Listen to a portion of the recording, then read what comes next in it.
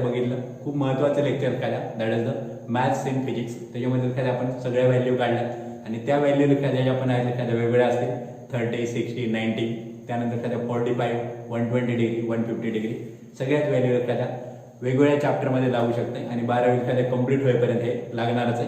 खास करून एखाद्या या चॅप्टरमध्ये तर बऱ्याच वेळा लागेल. आणि आज आपल्याला एखाद्या जो पाठीमागच्या लेक्चरमध्ये आपण जो एक प्रॉब्लेम बघितला तोच एखाद्या प्रॉब्लेम म्हणजे त्याच्या पुढचे प्रॉब्लेम आपल्याला कंटिन्यू करायचे. तर आपण प्रॉब्लेम्स बघायला स्टार्ट करू. बघा काय एखाद्या पहिल्यांदा प्रॉब्लेमचं वर्डिंग बघणार आपण. काय प्रॉब्लेम आहे बघा. The resultant of two forces. काय म्हणले बघा. The resultant of two forces each of magnitude P. म्हणजेच काय एखाद्या आपल्याला दोन फोर्स दिलेत एखाद्या आणि काय सांगितलं याच्यावर कॉन्सन्ट्रेट. इच ऑफ मॅग्निट्यूड म्हणजेच काय एखाद्या दोन्ही फोर्सचा मॅग्निट्यूड काय एखाद्या सेमच आहे दॅट इज पी. म्हणजेच काय एखाद्या आपण जे एखाद्या नोटेशन वापरायचं ना तर पी म्हणजे काय पहिला मॅग्निट्यूड त्याला काय पीच म्हणलंय. आणि सगळ्यात महत्त्वाची दुसरी गोष्ट आपल्याला काय एखाद्या दुसऱ्या वेक्टरच्या मॅग्निट्यूडला काय म्हणायचं क्यू. तर यांनी क्यूला पण काय एखाद्या पीच म्हटलंय. याचा अर्थ काय पहिला पण वेक्टर पीच आहे दुसरा पण वेक्टर काय एखाद्या पीच आहे. पुढे कंटिन्यू काय म्हणलं एखाद्या the resultant of two forces each of magnitude P acting at a point is √2p. याचा अर्थ काय एखाद्या रिझल्टंटची व्हॅल्यू दिली आपल्याला. द मॅग्निट्यूड ऑफ रिझल्टंट काय एखाद्या दॅट इज √2p. आणि विचारले काय एखाद्या आपल्याला what is the angle between the two forces. तर एखाद्या फोर्स म्हणजे काय एखाद्या वेक्टर क्वांटिटी आपल्याला काय विचारले find the value of theta. बरं एखाद्या आता जो पहिला प्रॉब्लेम बघितला होता एखाद्या आपण तर त्या प्रॉब्लेम मध्ये काय दिलं होतं एखाद्या दोन फोर्स दिले होते.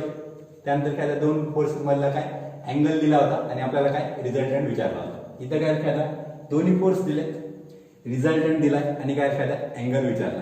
तर एखाद्या ज्यांना एखाद्या वाटतंय की आता आपल्याला प्रॉब्लेम जमू शकते त्यांनी काय एखाद्या व्हिडिओ पॉज करा आणि एखाद्या सोडवायला स्टार्ट करा. ज्यांना एखाद्या नाही वाटत त्यांनी एखाद्या लक्ष द्यायला स्टार्ट करा. बरं एखाद्या पुढे कंटिन्यू करूत आपण. मॅग्निट्यूड ऑफ रिझल्टंट फॉर्म्युला आहे एखाद्या आपल्याकडे. काय formula R is equal to आठवतं सगळ्यांना काय एखाद्या √p² + q² + 2pq cos θ. 2pq cos θ. बरं का ज्या ज्या व्हॅल्यू माहिती आहेत त्या पुट करू. आर माहिती आहे का बघा. आर रिझल्टंट √2p पुट करू that is √2p is equal to p ची व्हॅल्यू काय पीच आहे. q ची व्हॅल्यू पण काय पीच आहे. तर ती पुट करायला स्टार्ट करू. √p². q च्या जागेवर पण काय p दॅट इज q² म्हणजेच पण काय होईल एखाद्या p² + 2pq. q ची पण व्हॅल्यू काय p. डायरेक्ट करता येईल का बघा p × p that is p². So 2p² cos θ. बरं का आपल्याला काढायचे काय त्याच्यावर येऊ. आपल्याला थीटा काय फाइंड आउट करायचं.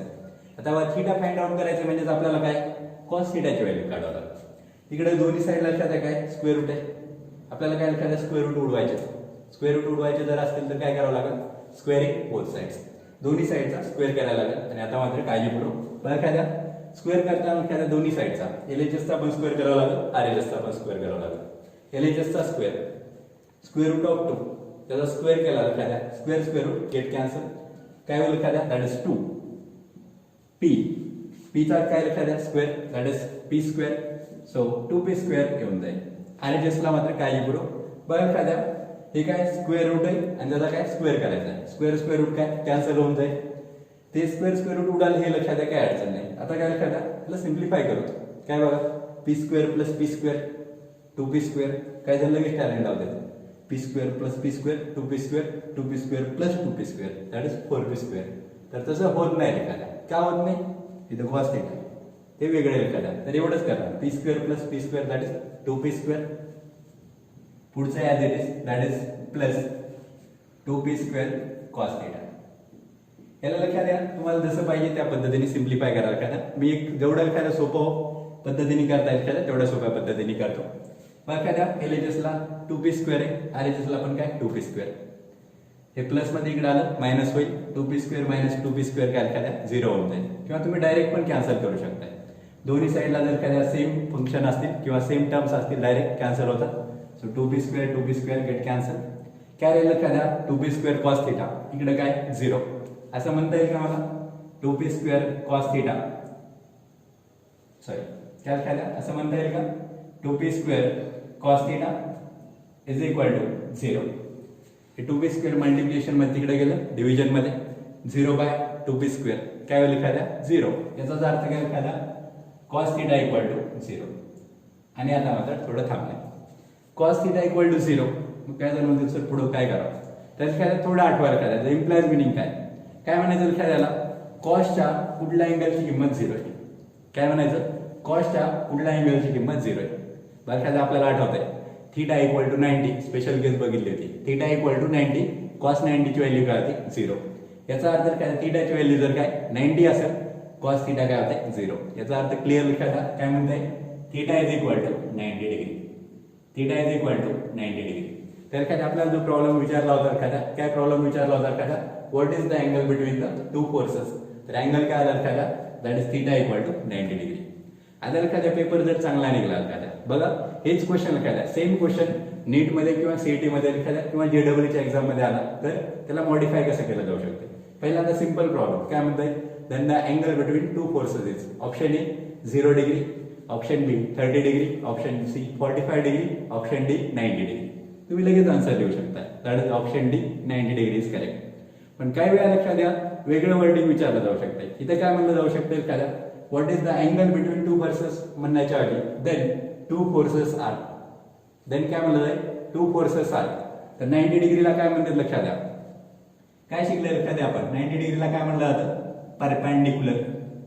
आणि त्यावेळेस लक्षात द्या असं असू शकते then two forces are option A parallel to each other, option B perpendicular to each other, option C anti parallel to each other आणि option D incline to each other. Incline म्हणजे काय दुसरा कुठला तरी अँगल केलेला असेल. तर या गोष्टीवर एखाद्या कॉन्सन्ट्रेट असू द्या. खूप चांगल्या एखाद्या प्रॉब्लेम याच्यावर विचारले जातील. तर एखाद्या प्रॉब्लेम सगळ्यांना समजला असेल तर तो व्यवस्थित लिहून घ्या. त्याच्यावर एखाद्या आणखी काय मॉडिफिकेशन करता येतात का ते करायला स्टार्ट करा. आपण पुढे कंटिन्यू करू. तर पाठीमागचा प्रॉब्लेम एखाद्या सगळ्यांना क्लिअर झाला असेल एखाद्या. आता फक्त एखाद्या एक वेगळी गोष्ट सांगणं काय सांगणार एखाद्या सीईटी किंवा एखाद्या नीटच्या एक्झाम मध्ये, खास करून एखाद्या नीटच्या एक्झाम मध्ये एखाद्या असे काही प्रॉब्लेम असतील एखाद्या ज्या प्रॉब्लेम्स एखाद्या तुम्ही वाचून एखाद्या डायरेक्ट आन्सर काढू शकताय. अर्थात अंडरस्टँडिंग आणि ती एखाद्या स्पीड असायला पाहिजे. तर ते प्रॉब्लेम सोडवण्यासाठी एखाद्या तुम्हाला पेन पण एखाद्या वहीवर टेकवण्याची गरज नाही पडणार. किंवा एखाद्या ज्यावेळेस तुम्ही पेपरमध्ये पण एखाद्या ऍक्च्युअल सोडवताय तर पेन टेकवण्याची गरज नाही पडणार. कम्प्लीट 30 सेकंड मध्ये एखादा आन्सर आलेला असेल. तर तसाच एक प्रॉब्लेम बघतोय एखाद्या फक्त एखाद्या कॉन्सन्ट्रेट एवढंच ठेवायला एखाद्या काहीच न करता एखाद्या आपल्याला आन्सर काढायचं त्याचा वर्डिंग वर एखाद्या कॉन्सन्ट्रेट करून आणि वर्डिंग वाचताना एखाद्या काय विचार सुरू व्हायला पाहिजे. तर आपण स्टार्ट करू एखाद्या तो प्रॉब्लेम बघायला. काय बघा एखाद्या वर्डिंग प्रॉब्लेमचं if two vectors of magnitude 3 and 12 clear एखाद्या दोन वेक्टर आहेत त्यांचा मॅग्निट्यूड काय 3 and 12 आहे. Are parallel to each other, are parallel to each other. Parallel to each other म्हणजे काय same direction. Parallel to each अदरचा अर्थ काय एखाद्या same direction. Each other find the magnitude of resultant vector, find the magnitude of resultant vector. आणि आता time लावतो एखाद्या बघ एखाद्या दोन वेक्टर काय सेम डायरेक्शन मध्ये काय शिकलो आपण if two vectors are in same direction then add them. Direct काय रिझल्टंट म्हणजे काय addition of two vectors. Direct एखाद्या 3 and 12 3 + 12 that is 15. So resultant is equal to काय आलं एखाद्या दॅट इज 15. टाइम लावून बघू शकता एखाद्या किती वेळात एखाद्या आन्सर निघून जाईल. बरं एखाद्या मी 30 सेकंड सांगतो एखाद्या हा खूप जास्त वेळ आहे. त्याच्यापेक्षा एखाद्या कमीत कमी वेळेत एखाद्या आन्सर येऊ शकते. अर्थात एखाद्या तुम्ही याला रेग्युलर मेथडनी पण सोडू शकताय. पण एखाद्या तिथं एखाद्या बऱ्याच गोष्टी आहेत. पहिल्यांदा आरचा फॉर्म्युला लिहा √p² + q² + 2pq cos θ. Parallel म्हणजे काय θ इक्वल टू 0. त्या सगळ्या व्हॅल्यू पुट करत बसायला लागेल. म्हणजे फरक समजून घ्या एखाद्या. तुम्ही जर अंडरस्टँडिंग लावलं एखाद्या तर एवढा इम्पॅक्ट होऊ शकते. आणि त्याचा एखाद्या त्या इम्पॅक्टने एखाद्या असे बरेच क्वेश्चन एखाद्या तुम्हाला डायरेक्ट अशा पद्धतीने सोडवता येऊ शकते. तर एखाद्या हा प्रॉब्लेम आपण कंप्लीट केलाय. ज्यांना रेग्युलर मेथडने सोडवायचा त्यांनी रेग्युलर मेथडने सोडवून घ्या. यानंतर मात्र एखाद्या आपण एक चांगला प्रॉब्लेम बघू. आता नीट आणि सीईटी म्हटलंय आता एखाद्या जेडब्ल्यूचा प्रॉब्लेम बघायला स्टार्ट. तर आपण नेक्स्ट प्रॉब्लेम बघायला स्टार्ट करतोय. बघा त्याचं वर्डिंग वाचतोय. काय वर्डिंग एखाद्या if two vectors each of magnitude 5. लगेच विचारलं एखाद्या दोन्ही वेक्टर एखाद्या काय म्हणलंय प्रत्येकाचा मॅग्निट्यूड काय एखाद्या 5 आहे. याचा अर्थ काय एखाद्या आपण म्हणू शकतोय p is equal to 5 also q is equal to पण काय एखाद्या 5. पुढे continue. Acting at an angle of 120 degree with each other. याचा अर्थ काय एखाद्या दोन वेक्टर मधला एखादा अँगल काय 120 डिग्री, लगेच क्लिक व्हायला काय हरकत नाही. काय एखादा theta is equal to 120 degree. Next काय म्हणलंय, find the magnitude of resultant vector. म्हणजेच काय एखाद्या आपल्याला आर ची व्हॅल्यू विचारली आणि त्याच्यावर कॉन्सन्ट्रेट करायचं.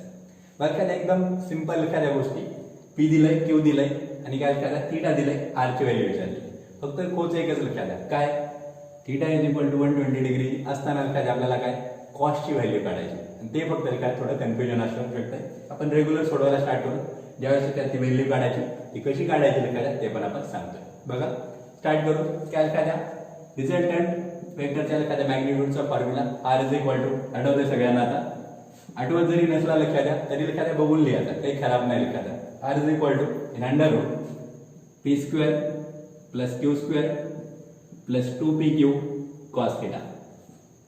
व्हॅल्यू पुट करायला स्टार्ट करा. काय काय बघा, पी ची व्हॅल्यू काय द्या 5. So in under root P square that is 5 square plus Q it is also 5 that is 5 square plus 2pq 2 p ची व्हॅल्यू दॅट इज 5 परत q ची व्हॅल्यू 5 मल्टिप्लाइड बाय काय लिखायला कॉस थीटा, थीटाची value 120 degree, cos of 120 degree. बघा एखाद्या clear झालं. R is equal to काय एखाद्या आपण फॉर्म्युलेज एखाद्या सगळ्या गोष्टी पुट केल्या. फक्त एखाद्या इश्यू एवढंच आहे काय एखाद्या कॉस ऑफ 120 डिग्री. बरं काय तुम्हाला बऱ्याच ठिकाणी एखाद्या व्हॅल्यू काय डायरेक्ट पार्ट करायला सांगितलं जाईल. आपण मात्र एखाद्या प्रॉब्लेम ही व्हॅल्यू एखाद्या फाइंड आउट करणार, त्याचं डिटेलिंग एखाद्या सगळं आपण पाठीमागच्या लेक्चरमध्ये बघितलेलं आहे. कॉस ऑफ 120 ची एखाद्या व्हॅल्यू काढायला स्टार्ट करतोय, तर त्यासाठी एखाद्या आपण काय काय बघणार आहे ते क्लिअर करू. बघा एखाद्या कॉस ऑफ 120 ला काय लिहू शकतो एखाद्या आपण 120 ला काय लिहू शकतोय 90 प्लस 30.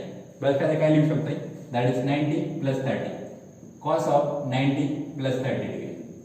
बघा एखाद्या आपल्याला क्लिअर आहे. या 30 ला काय म्हणतो एखाद्या आम्ही थीटा.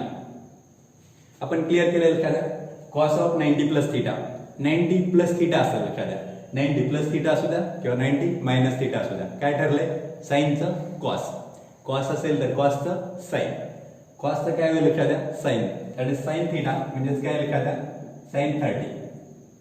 आणि उत्तराच्या पाठीमागं चिन्ह जे एखाद्या प्लस द्यायचं का मायनस ते कशावरनं ठरवलंय क्वाड्रंट. आठवा लक्षात लगेच इकडे क्वाड्रंट दाखवतो एखाद्या काय बघा एखाद्या first quadrant, second quadrant, third, fourth. आठवतंय सगळ्यांना एखाद्या काय लगेच सुरू झालं एखाद्या ASTC याचा अर्थ काय ऑल स्टुडंट्स टेक कॉफी. आता एखाद्या 90 प्लस थीटा, बघा एखाद्या 90 प्लस थीटा कुठला क्वाड्रंट सेकंड. सेकंड मध्ये आपल्याला काय माहिती आहे साइन आणि कोसेक पॉझिटिव्ह. सेकंड मध्ये साइन आणि कोसेक पॉझिटिव्ह, बाकी सगळे निगेटिव्ह. इकडे काय आहे कॉस आहे बघा ना, कॉस 120 आहे. याचा अर्थ एखाद्या सेकंड क्वाड्रंट मध्ये कॉस काय एखाद्या निगेटिव्ह. साईनला नाही बघायचं एखाद्या आन्सर आले ते नाही, क्वेश्चन काय होता ते. याचा अर्थ काय एखाद्या मायनस चिन्ह एखाद्या पाठीमाग असं साइन 30 ची व्हॅल्यू, साइन 30 ची व्हॅल्यू 1/2. याच्यावर एखाद्या आपल्याला क्लिअर झालं दॅट इज -1/2. ही -1/2 कोणाची व्हॅल्यू भेटली एखाद्या कॉस ऑफ 120. आणि हे सगळ्यात महत्वाचं एखाद्या that is cos of 120 degree is equal to -1/2. तर हे क्लिअर झाले एखाद्या आपण याला सेपरेट लिहू. कॉस ऑफ 120 ची एखाद्या व्हॅल्यू काय भेटली आपल्याला -1/2. आणि या प्रॉब्लेम मध्ये एखाद्या सगळ्यात महत्वाची कोच ती व्हॅल्यू आपण पाठ केलेली आहे एखाद्या. आता एखाद्या कॉस 120 ला उचललोय सर, उचलला एखाद्या आणि त्या ठिकाणी काय एखाद्या -1/2 पुट करायला स्टार्ट करा. कॉस 120 च्या ठिकाणी एखाद्या आता डायरेक्ट लिहू का बघा एखाद्या कॉस 120 ला उडवतो त्याच्या ठिकाणी एखाद्या काय आपण डायरेक्ट -1/2 लिहायला स्टार्ट करतो. बघा कॉस 120 च्या ठिकाणी काय -1/2. आणि आता कॅल्क्युलेशन थोडे डायरेक्ट करतोय व्यवस्थित कॉन्सन्ट्रेशन असू द्या. बघा आता हे 2 numerator denominator it cancel, 2 cancel. आता थोडा विचार 5 स्क्वेअर 25. बघा 5 स्क्वेअर काय एखाद्या 25, 5 into 5 25 plus into minus minus. थोडं पटतंय का बघा, बघा काळजीपूर्वक 5 स्क्वेअर 25 इकडे plus into minus that is -5 into 5 that is 25. हे असं म्हणता येईल का मला हे +25 -25 गेट कॅन्सल. सो 5 स्क्वेअर दिस गेट कॅन्सल. हे कम्प्लीट कॅन्सल झालं. आता बघा एखाद्या लय भारी दिसायला काय दिसायला एखाद्या असं लिहितो त्याला बघा पुढं काहीच नाही करत एखाद्या असं लिहितोय आर इज इक्वल टू जे राहिले ना एखाद्या ॲज इट इज लिहितोय काय √5² बघा अंडरस्टँडिंग म्हणजे काय असतील एखाद्या इथे क्लिअर होऊन जाईल तुम्हाला. एवढं असं करण्यात काय अर्थ नाही. π² इज इक्वल टू 25 परत स्क्वेअर रूट घ्या वगैरे क्लिअर आहे एखाद्या मध्ये काय दिसायला स्क्वेअर बाहेर काय दिसायला स्क्वेअर रूट पुढे कुठं प्लस वगैरे आहे का नाही स्क्वेअर रूट गेट कॅन्सल काय भेटेल एखाद्या that is R is equal to 5. एखाद्या आपल्याला रिझल्टंट वेक्टरचा एखाद्या मॅग्निट्यूड भेटला दॅट इज द 5. आता थोडं एक जादू बघा एखाद्या पहिला वेक्टर 5 आहे दुसरा वेक्टर 5 आहे रिझल्टंट पण 5 आहे. याचा अर्थ काय कन्क्लुजन भेटायला एखाद्या दोन वेक्टर जर काय एखाद्या इक्वल असते त्यांच्यामधला अँगल काय 120 असेल तर रिझल्टंट पण काय सेमच येतं. जे एखाद्या वेक्टर होते एखाद्या तोच रिझल्टंट एखाद्या येऊ शकतो. तर एखाद्या आपण या लेक्चरमध्ये थांबतो एखाद्या पुढच्या लेक्चरमध्ये मात्र येताना एखाद्या आपण या प्रॉब्लेमवर एखाद्या व्यवस्थित विचार करून एखाद्या या प्रॉब्लेममध्ये किती मॉडिफिकेशन केले जाऊ शकते आणि ते क्वेश्चन एखाद्या JEE मध्ये खास करून एखाद्या JEE मध्ये तर एखाद्या नीटमध्ये टिपिकल प्रॉब्लेम म्हणून एखाद्या कसे विचारले जाऊ शकते ते आपण बघायला स्टार्ट करतोय. तर आपण थांबतोय बाकी आपण नेक्स्ट लेक्चरमध्ये